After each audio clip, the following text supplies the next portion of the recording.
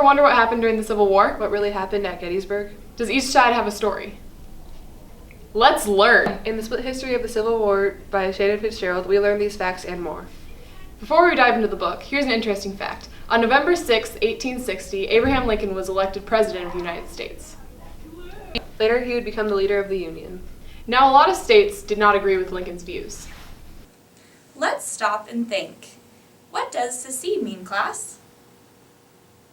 Those are all really good guesses. Secede means to break away from a group. Okay, let's get back to the facts.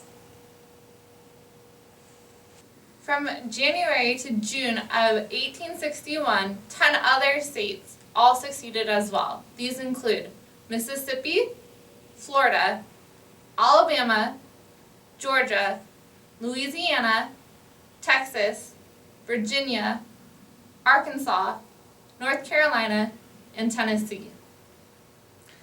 Now that we have gotten most of the beginning facts out of the way, let's get into the battles.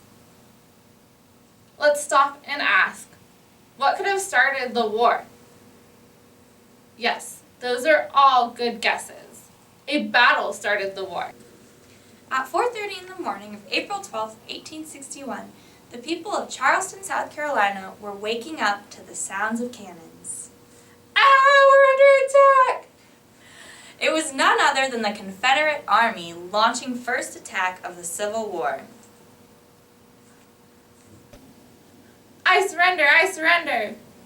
After the attacks on Fort Sumter, Lincoln called for 75,000 men to join the Union Army, thinking that this would give the Union a chance to end the war in less than 90 days. I'll join the fight for my country. A while later, the next battle was fought. The Union came to a river named Bull Run and knew they had to cross it, but it was guarded by Confederate troops. How can I get across this stream? Let's stop and think. How could the Union get across the stream? Good guessing, class. The Union made attacks on the Confederate soldiers. But on the day of the main attack, General Thomas Jackson and his troops joined the fight. Oh no, here comes Thomas Jackson and his troops. We'll never get past them. Jackson and his troops were able to help the Confederate Army regain their positions at Bull Run, and he earned his nickname Stonewall Jackson.